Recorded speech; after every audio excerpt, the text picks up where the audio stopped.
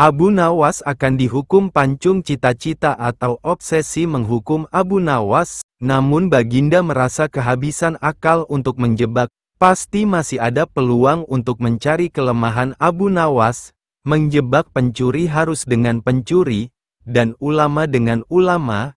Baginda menerima usul yang cemerlang itu dengan hati bulat.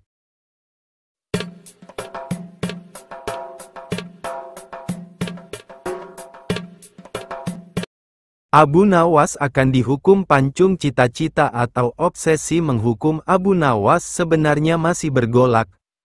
Namun Baginda merasa kehabisan akal untuk menjebak Abu Nawas. Seorang penasihat kerajaan kepercayaan Baginda Raja menyarankan agar Baginda memanggil seorang ilmuwan ulama yang berilmu tinggi untuk menandingi Abu Nawas. Pasti masih ada peluang untuk mencari kelemahan Abu Nawas. Menjebak pencuri harus dengan pencuri, dan ulama dengan ulama. Baginda menerima usul yang cemerlang itu dengan hati bulat. Setelah ulama yang berilmu tinggi berhasil ditemukan, Baginda Raja menanyakan cara terbaik menjerat Abu Nawas. Ulama itu memberitahu cara-cara yang paling jitu kepada Baginda Raja.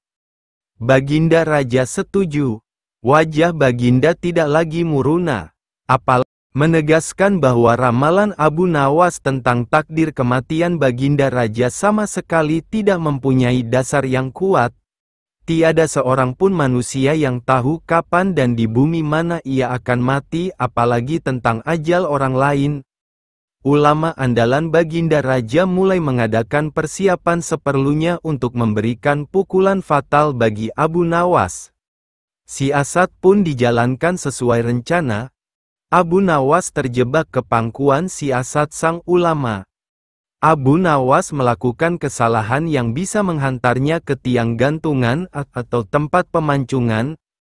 Benarlah peribahasa yang berbunyi sepandai-pandai tupai melompat pasti suatu saat akan terpeleset.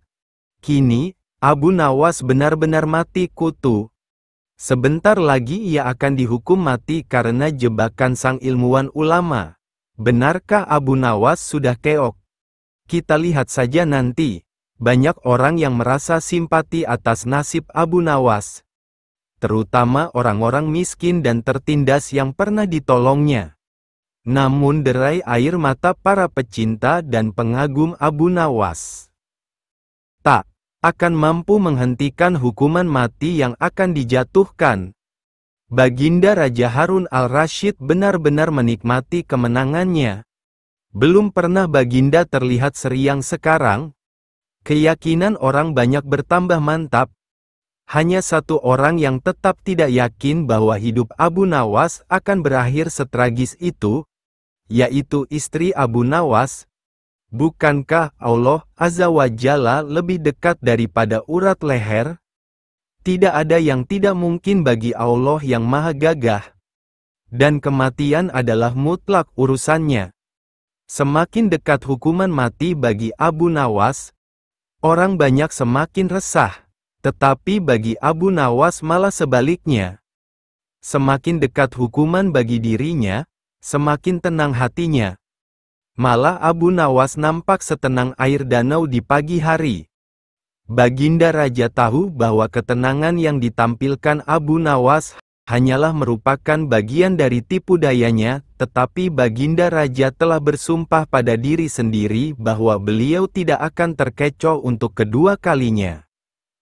Sebaliknya Abu Nawas juga yakin, selama nyawa masih melekat maka harapan akan terus menyertainya. Tuhan tidak mungkin menciptakan alam semesta ini tanpa ditaburi harapan-harapan yang menjanjikan. Bahkan dalam keadaan yang bagaimanapun gentingnya, keyakinan seperti inilah yang tidak dimiliki oleh Baginda Raja dan ulama itu. Seketika suasana menjadi hening. Sewaktu Baginda Raja memberi sambutan singkat tentang yang akan dilaksanakan hukuman mati atas diri terpidana Abu Nawas. Kemudian tanpa memperpanjang waktu lagi Baginda Raja menanyakan permintaan terakhir Abu Nawas. Dan pertanyaan inilah yang paling dinanti-nantikan Abu Nawas. Adakah permintaan yang terakhir? Ada Paduka yang mulia? Jawab Abu Nawas singkat. Sebutkan, kata Baginda. Sudilah kiranya hamba diperkenankan memilih hukuman mati yang hamba anggap cocok wahai Baginda yang mulia. Minta Abu Nawas. Baiklah, kata Baginda menyetujui. Permintaan Abu Nawas, Paduka yang mulia, yang hamba minta adalah bila pilihan hamba benar hamba bersedia dihukum pancung. Tetapi jika pilihan hamba dianggap salah maka hamba dihukum gantung saja. Kata Abu Nawas memohon, engkau memang orang yang aneh. Dalam saat-saat yang amat genting pun engkau masih sempat bersenda gurau. Tetapi ketahuilah bagiku segala tipu muslihatmu hari ini tak akan bisa membawamu kemana-mana. Kata Baginda sambil tertawa. Hamba tidak bersenda gurau Paduka yang mulia. Kata Abu Nawas bersungguh-sungguh. Baginda malah terpingkal-pingkal. Belum selesai Baginda Raja tertawa-tawa. Abu Nawas berteriak dengan nyaring. Hamba minta dihukum pancung. Semua yang hadir kaget. Orang banyak belum mengerti mengapa Abu Nawas membuat keputusan begitu. Tetapi kecerdasan otak Baginda Raja menangkap sesuatu yang lain. Sehingga tawa Baginda yang semula berderai-derai mendariak terhenti. Kening Baginda berkenyit mendengar ucapan Abu Nawas.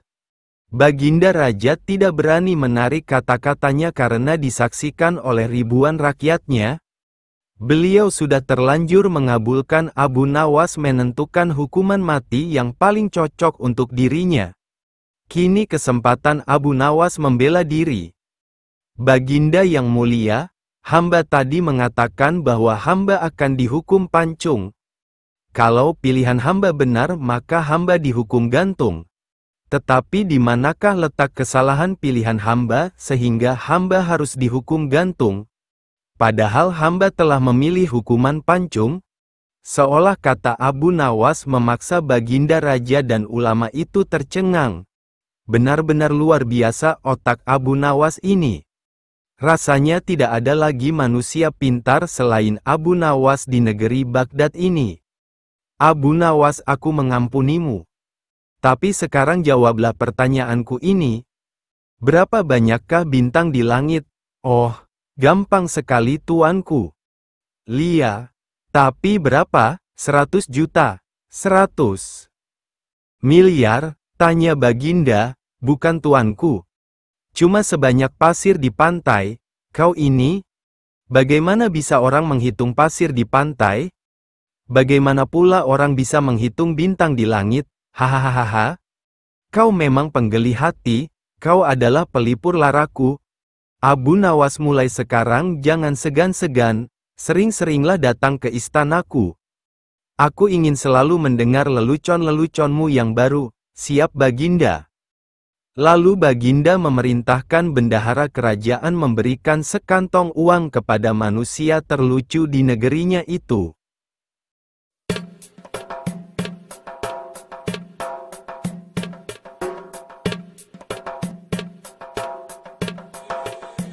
Pada suatu malam sang raja sangat murka melihat pekerjaan pengawal kerajaan yang tidak beres.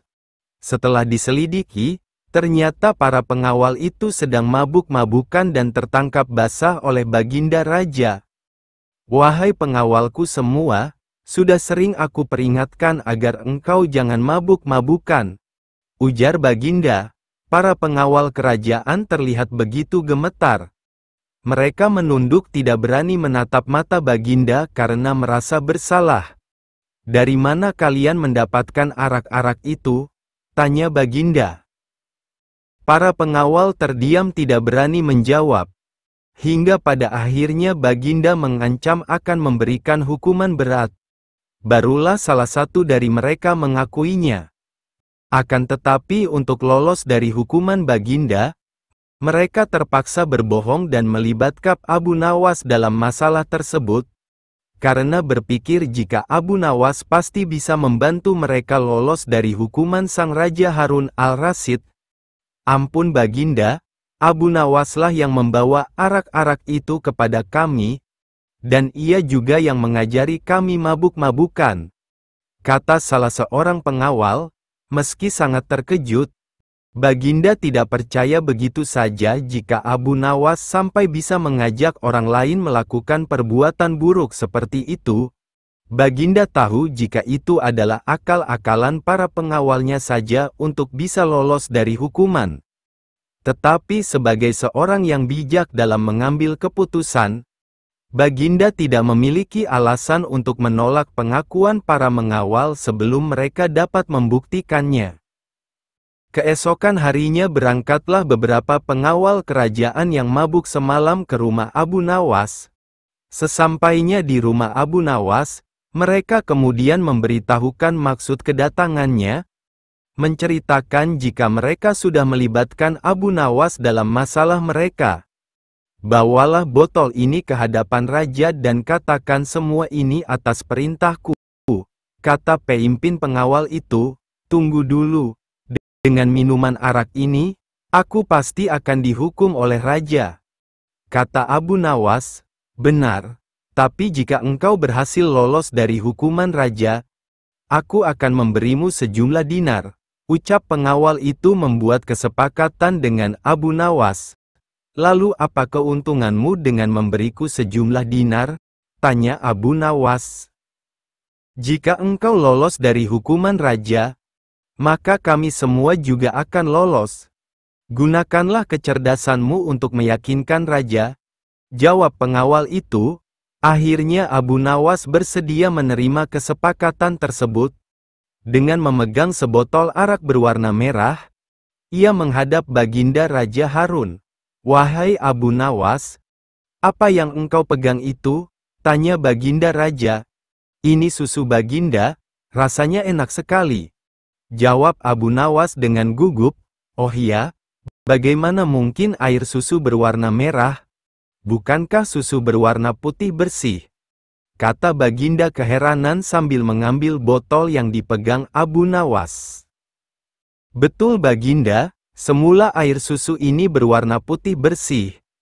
Saat melihat Baginda yang gagah rupawan, ia tersipu-sipu malu, dan menjadi merah merona. Jawab Abu Nawas yang mencoba mengambil hati Raja Harun dengan menyebutnya seorang rupawan. Mendengar kata-kata Abu Nawas, Baginda kemudian tertawa meninggalkan Abu Nawas. Baginda Raja Harun al-Rasyid sebenarnya tahu bahwa yang di dalam botol itu adalah arak dan Abu Nawas tidak bersalah. Namun karena penyampaian Abu Nawas yang membanggakan hati, Baginda tidak memberikan hukuman kepada Abu Nawas dan juga para pengawal. "Baiklah, untuk kalian semua aku maafkan. Akan tetapi jika kalian ulangi lagi, maka hukumannya akan berlipat ganda," titah sang raja pada para pengawal. Akhirnya Abu Nawas pun mendapatkan hadiah sejumlah dinar dari para pengawal sesuai kesepakatan, karena telah berhasil melaksanakan tugasnya.